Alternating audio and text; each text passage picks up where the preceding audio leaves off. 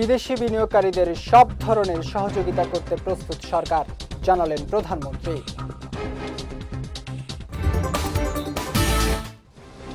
প্রধানের বাংলাদেশ সফর নিয়ে জল্পনার কিছু নেই, জানালেন তথ্য উপদেষ্টা। এবং আগামী ২৭ আগস্ট বসছে ত্রয়োদশ জাতীয় সংসদের তৃতীয় অধিবেশন।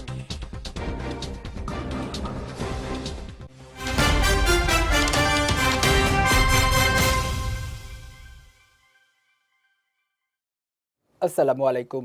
পুষ্টি চা নিবেদিত বিজয় রাতের সংবাদে আমন্ত্রণ জানাচ্ছি আমি জাওয়াদ অন্তু। শুনছিলেন শিরোনাম, এবারে বিস্তারিত। বর্তমানে বাংলাদেশে বিনিয়োগের অনুকূল পরিবেশ রয়েছে। আগ্রহী বিদেশি বিনিয়োগকারীদের সব ধরনের সহযোগিতা করতে সরকার প্রস্তুত বলে জানিয়েছেন প্রধানমন্ত্রী তারেক রহমান। আজ সচিবালয়ে American chamber of commerce in Bangladesh অ্যামচেমের একটি প্রতিনিধি দলের সঙ্গে সৌজন্য সাক্ষাতে তিনি একথা জানান। সচিবালয়ে মন্ত্রিপরিষদ বিভাগের সভাকক্ষে এই সাক্ষাৎ অনুষ্ঠিত হয়। অ্যামচেম বাংলাদেশের পক্ষে সংগঠনটির সভাপতি ও মাস্টার কার্ডের ভাইস প্রেসিডেন্ট সৈয়দ মোহাম্মদ কামালের নেতৃত্বে ৮ সদস্যের প্রতিনিধি দল সাক্ষাতে অংশ নেয়। অ্যামচেম প্রতিনিধিরা প্রধানমন্ত্রীকে জানান, সংগঠনটির নতুন কমিটি বাংলাদেশে আরও মার্কিন বিনিয়োগ আকর্ষণ এবং দুই দেশের মধ্যে বাণিজ্যিক সম্পর্ক আরও জোরদারে কাজ করছে। প্রধানমন্ত্রী তারেক রহমানের সঙ্গে সৌজন্য সাক্ষাৎ করেছেন বিশ্বের অন্যতম বৃহৎ ডিজিটাল পেমেন্ট নেটওয়ার্ক প্রতিষ্ঠান ভিসার এশিয়া প্যাসিফিক অঞ্চলের প্রেসিডেন্ট স্টিফেন কার্পিন। সকালে সচিবালয়ে এই সাক্ষাৎ অনুষ্ঠিত হয়। সাক্ষাৎকালে ডিজিটাল কমার্সের গতি বাড়ানো, পেমেন্ট নিরাপত্তা এবং ডিজিটাল লেনদেনের পরবর্তী ধাপ নিয়ে আলোচনা হয়। বৈঠকে ভিসার এশিয়া প্যাসিফিক অঞ্চলের পরিকল্পনায় বাংলাদেশের গুরুত্ব তুলে ধরেন স্টিফেন কার্পিন। তিনি বলেন, ডিজিটাল আর্থিক সেবার সম্প্রসারণ, ক্রমবর্ধমান ই কমার্স খাত এবং আর্থিক অবকাঠামোতে ক্রমাগত বিনিয়োগের মধ্য দিয়ে বাংলাদেশ ডিজিটাল পেমেন্টের নতুন এক অধ্যায়ের দিকে এগিয়ে যাচ্ছে। এ সময় ভিসার ভারত ও দক্ষিণ এশিয়ার গ্রুপ কান্ট্রি ম্যানেজার সুরেশ শেঠিও উপস্থিত ছিলেন।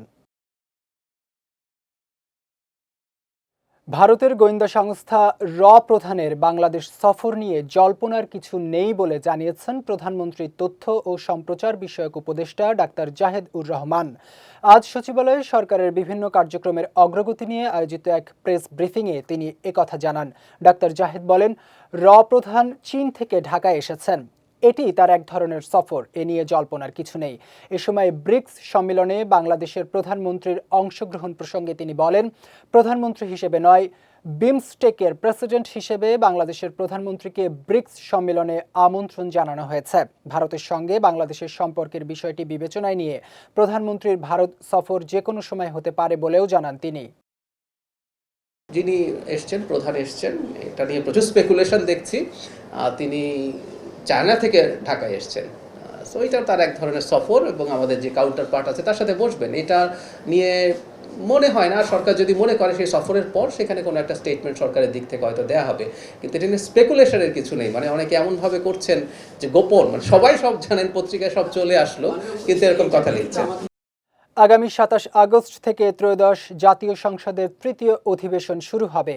ওই দিন বিকেল ৩টায় অধিবেশন বসবে। ভারপ্রাপ্ত রাষ্ট্রপতি হাফিজ উদ্দিন আহমেদ সংবিধান অনুযায়ী আগামী ২৭ আগস্ট বিকেল ৩টায় ত্রয়োদশ জাতীয় সংসদের তৃতীয় অধিবেশন আহ্বান করেছেন। আজ জাতীয় সংসদ সচিবালয়ের গণসংযোগ অধিশাখা ১-এর পরিচালক মোহাম্মদ মুনির হোসেনের স্বাক্ষরিত এক সংবাদ বিজ্ঞপ্তিতে এই তথ্য জানানো হয়। অধিবেশনে সরকারের বিভিন্ন কার্যক্রম নিয়ে আলোচনা, আইন প্রণয়ন সহ সংসদের নিয়মিত কার্যক্রম পরিচালিত হবে। অধিবেশনের কার্যসূচি পরে সংসদ সচিবালয় থেকে জানানো হবে। কৃষিকে শক্তিশালী করতে সরকার বদ্ধপরিকর বলে জানিয়েছেন মৎস্য ও প্রাণী সম্পদ মন্ত্রী মোহাম্মদ আমিন উর রশিদ। তিনি বলেন, কৃষির উন্নতি হলে দেশের উন্নতি হবে এবং কৃষক ন্যায্য দাম পেলে দেশের অর্থনীতিও শক্তিশালী হবে।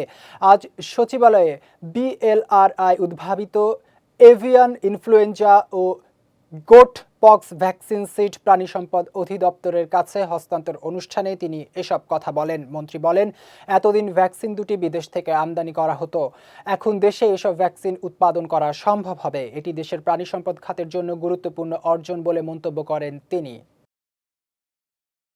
এ সরকার বিশ্বাস করে কৃষক তার উৎপাদিত পণ্যের ন্যায্য দাম যদি উপভোগ করতে পারে, তাহলে কৃষকের অর্থনীতি উন্নতি হবে। ৭৫% মানুষের অর্থনীতি উন্নয়ন হলে স্বাভাবিক দেশের অর্থনীতি উন্নয়ন হবে। এ দেশ কৃষি প্রধান দেশ, এখানে 12 মাসেই ফসল ফলে। সুতরাং আগামী দিনের অর্থনীতি মূল চালিকা শক্তি হিসাবে কৃষিকে শক্তিশালী করার জন্য এই সরকার বদ্ধপরিকর। এইভাবেই এই সরকার এগিয়ে যাচ্ছে। নির্বাচন কমিশন সচিব আখতার আহমেদ বলেছেন, ১৯৯১ সালের পর দীর্ঘ বিরতিতে আগামী ২০ আগস্ট রাষ্ট্রপতি নির্বাচনের ভোট গ্রহণ অনুষ্ঠিত হবে। এ সময় শুরুতে লাইভ টেলিকাস্ট হবে এবং সাংবাদিকদের বসার ব্যবস্থা থাকবে। আজ রাজধানীর আগারগাঁওয়ে নির্বাচন ভবনে সাংবাদিকদের সঙ্গে আলাপকালে তিনি এসব কথা বলেন। ইসি সচিব আরও বলেন, আগামী ২০ আগস্ট দুপুর ২টা থেকে বিকাল ৫টা পর্যন্ত রাষ্ট্রপতি নির্বাচনের ভোট গ্রহণ অনুষ্ঠিত হবে। জাতীয় সংসদের অধিবেশন কক্ষে ভোট গ্রহণ করা হবে। ভোটদান পদ্ধতি বিষয়ে তিনি বলেন, সংসদ সদস্যরা তাদের নিজ নিজ আসনে বসবেন। ২০ তারিখ ২০ আগস্ট আপনার ভোটটা হবে দুপুর 2টা থেকে বিকাল 5টা পর্যন্ত। এটা হচ্ছে অধিবেশন কক্ষে ভোটটা গ্রহণ করা হবে। অধিবেশন কক্ষে মাননীয় সংসদ সদস্যরা তারা অবস্থানে তাদের আসনে বসবেন। আমরা যারা সহায়ক কর্মকর্তা থাকবো, আমি সহ আমরা তাদের কাছে ব্যালট পেপারটা পৌঁছে দেব।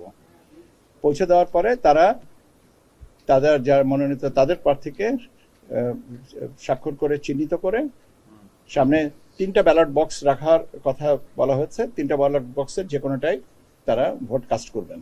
এইটা হচ্ছে পদ্ধতিগত ব্যাপার। এবং আমরা বিকাল 5টা পর্যন্ত ভোট ব্যবস্থাটা রাখতে হবে, কেন যদি কোনো অনির্ধারিত কারণে কোনো মাননীয় সংসদ সদস্য এসে পৌঁছাতে দেরি করেন, তাহলে সেই জিনিসটা যেন 5টা পর্যন্ত কন্টিনিউ করে। 5টার সময় যখন ভোট গ্রহণ শেষ হবে, আমরা তাৎক্ষণিকভাবে ওখানে কাউন্টিংটা করব। ওই যে জায়গায় ভোট বাক্সগুলো রাখা আছে ওইখানেই আমরা কাউন্টিংয়ের ব্যবস্থা করা হবে।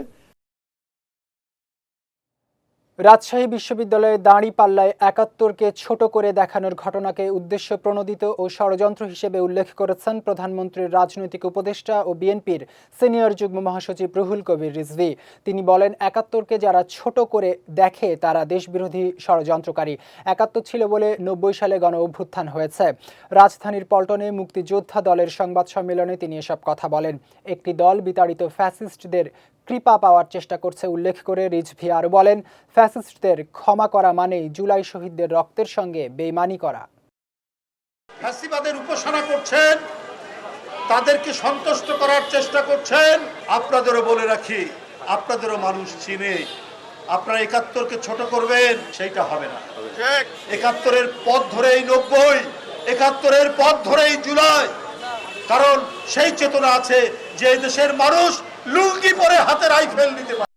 এবার পুষ্টি চিনিগুড়া চাল নিবেদিত জেলা সংবাদ।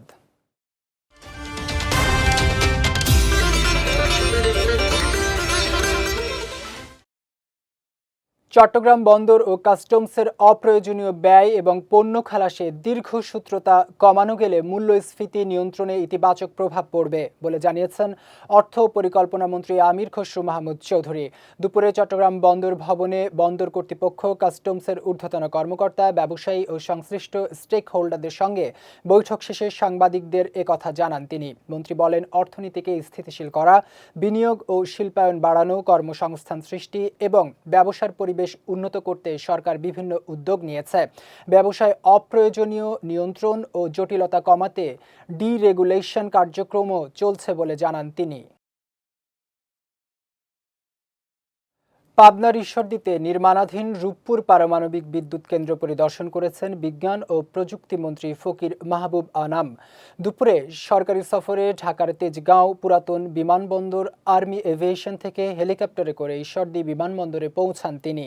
এ সময় বিমানবন্দরে মন্ত্রীকে স্বাগত জানান বাংলাদেশ পরমাণু শক্তি কমিশনের চেয়ারম্যান ডক্টর জাহিদুল হাসান, রূপপুর প্রকল্প পরিচালক ডক্টর মোহাম্মদ কবির হোসেন, পাবনা জেলা প্রশাসক আমিনুল ইসলাম, পুলিশ সুপার আবু আশরাফ ও ঈশ্বরদী উপজেলা নির্বাহী অফিসার হাসান মোহাম্মদ সোয়াইব সহ প্রকল্প সংশ্লিষ্ট কর্মকর্তারা। পরে বিজ্ঞান ও প্রযুক্তি সচিব আনোয়ার হোসেন এবং সেনাবাহিনীর উচ্চপদস্থ কর্মকর্তাদের সঙ্গে নিয়ে রূপপুর প্রকল্পের বিভিন্ন কার্যক্রম পরিদর্শন করেন মন্ত্রী। ক্ষমতাচ্যুত সাবেক প্রধানমন্ত্রী শেখ হাসিনার জ্বালানি নীতির কারণে দেশে বিদ্যুৎ নিয়ে ভোগান্তি তৈরি হয়েছে বলে মন্তব্য করেছেন মুক্তিযুদ্ধ বিষয়ক প্রতিমন্ত্রী ইঞ্জিনিয়ার ইশরাক হোসেন। দুপুরে মুন্সিরগঞ্জের শ্রীনগর উপজেলার sir Jagadish J C. Bose Institution and কলেজে এবং বিক্রমপুর ভূঁইয়া মেডিকেল কলেজে বৃক্ষরোপণ কর্মসূচিতে প্রধান অতিথির বক্তব্যে তিনি এই মন্তব্য করেন। প্রতিমন্ত্রী বলেন, জ্বালানি খাতকে ফ্যাসিবাদ মুক্ত ও সিন্ডিকেটের নিয়ন্ত্রণ থেকে বের করে আনতে বর্তমান সরকার সঠিক নীতিমালা প্রণয়ন করেছে। এসব নীতিমালা আগামী সংসদে উপস্থাপন করা হবে বলেও জানান তিনি। অনুষ্ঠানে প্রধান বক্তা ছিলেন বিএনপির কেন্দ্রীয় নির্বাহী কমিটির স্বেচ্ছাসেবক বিষয়ক সম্পাদক মীর শরফত আলী সপু। এবার পুষ্টি নিবেদিত আন্তর্জাতিক প্রসঙ্গ।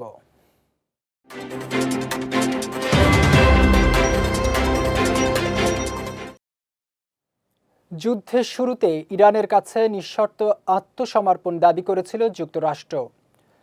তবুও মাত্র ২০ দিনের মধ্যেই পরিস্থিতি পাল্টে গেছে বলে দাবি করেছেন ইরানের পররাষ্ট্রমন্ত্রী আব্বাস আরাঘচি। তার ভাষ্য, একসময় আত্মসমর্পণের দাবি জানানো যুক্তরাষ্ট্রই পরে আলোচনার জন্য ইরানের কাছে অনুনয় বিনয় করতে বাধ্য হয়েছে। একই সঙ্গে এই সংঘাতে ইরান নিজেকে কঠিন ও অপরাজেয় শক্তি হিসেবে প্রমাণ করেছে বলেও দাবি করেছেন তিনি। ইরানের রাষ্ট্রীয় টেলিভিশনে সম্প্রচারিত এক সংবাদ সম্মেলনে পররাষ্ট্রমন্ত্রী আব্বাস আরাঘচি এসব কথা বলেন। ইরান একটি কঠিন ও অপরাজেয় শক্তি হিসেবে নিজেদের বিশ্বের কাছে তুলে ধরেছে জানিয়ে আরাঘচি বলেন, যুদ্ধের শুরুতে মার্কিন প্রেসিডেন্ট সামাজিক যোগাযোগ মাধ্যমে নিঃশর্ত আত্মসমর্পণ শব্দ দুটি লিখলেও ২০ দিন পর একই শত্রু আলোচনার জন্য অনুনয় বিনয় করতে বাধ্য হয়েছে। শিশুদের নিয়মিত টিকাদানের সংখ্যা কমানো এবং মামস ও রুবেলা প্রতিরোধে ব্যবহৃত MMR টিকা আলাদা করে দেওয়ার সুপারিশ করে নির্বাহী আদেশে সই করেছেন যুক্তরাষ্ট্রের প্রেসিডেন্ট ডোনাল্ড ট্রাম্প। স্থানীয় সময় সোমবার ওভাল অফিসে এ বিষয়ে কথা বলেন ট্রাম্প। তিনি দাবি করেন, কয়েক দশক আগে শিশুদের বর্তমানে নির্ধারিত টিকার তুলনায় অনেক কম টিকা দেয়া হতো এবং তখন মানুষ বেশি সুস্থ ছিল। তার ভাষ্য, সে সময় বর্তমানে দেখা যাওয়া অটিজমের উচ্চ হারও ছিল না। ট্রাম্পের নতুন নির্বাহী আদেশে শিশুদের জন্য সুপারিশকৃত টিকার সংখ্যা আমেরিকান একাডেমি অফ পেডিয়াট্রিক্সকে 18 থেকে কমিয়ে 11টিতে নামিয়ে আনার কথা বলা হয়েছে। তবে এটি কোনো বাধ্যতামূলক নির্দেশ নয়। যাচ্ছে পুষ্টি ড্রিঙ্কিং ওয়াটার নিবেদিত খেলার সংবাদে।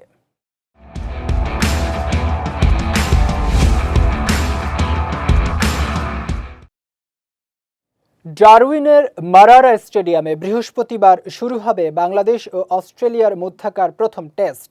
এর আগে পুরো দমে চলছে দুই দলের অনুশীলন। মঙ্গলবারের অনুশীলনের পর দলের বর্তমান অবস্থা সম্পর্কে জানান বাংলাদেশের ফিল্ডিং কোচ আশিকুর রহমান। জানান, অস্ট্রেলিয়ার চ্যালেঞ্জ সামাল দেওয়ার জন্য বাংলাদেশ প্রস্তুত। Travis Head, Mitchell Starc, Pat Cummins, Josh Hazlewood, Steven Smith বড় বড় সব তারকাদের নিয়ে অজিরা বাংলাদেশের বিপক্ষে দাঁড়ালেও এসব নামের চাপ নিতে চায় না টাইগাররা। আসলে খেলাটা কোকাবুরা বলের মন্তব্য করে তিনি বলেন, আমাদের ক্রিকেটাররা অনেক অভিজ্ঞ, অনেকদিন ধরেই টেস্ট ক্রিকেট খেলছে। তারা জানে কাকে কখন কিভাবে মোকাবেলা করতে হয় ও কিভাবে ক্রিকেটটা খেলতে হয়।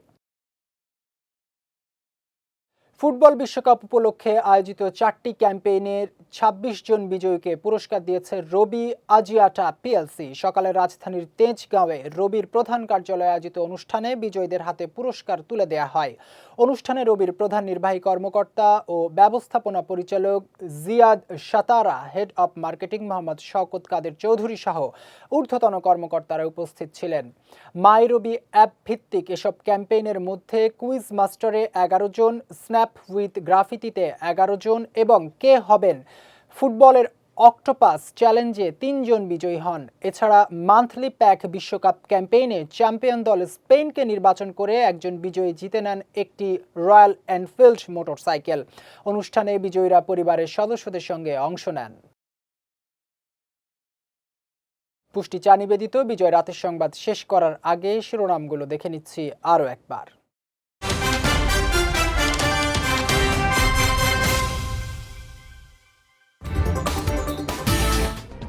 বিদেশি বিনিয়োগকারীদের সব ধরনের সহযোগিতা করতে প্রস্তুত সরকার, জানালেন প্রধানমন্ত্রী।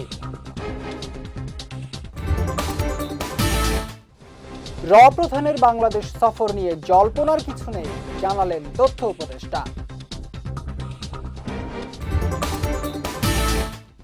এবং আগামী 27 আগস্ট বসছে ত্রয়োদশ জাতীয় সংসদের তৃতীয় অধিবেশন।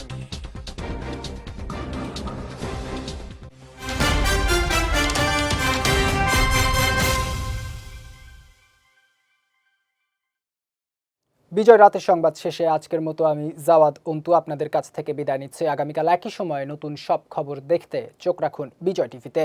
এছাড়াও আজকের বিজয় রাতের সংবাদের ভিডিও দেখতে পারেন আমাদের ইউটিউব এবং ফেসবুক পেজে। আমাদের ইউটিউব হলো youtube.com/BJTV অফিসিয়াল এবং আমাদের ফেসবুক পেজ হলো facebook.com/BJTV লিমিটেড।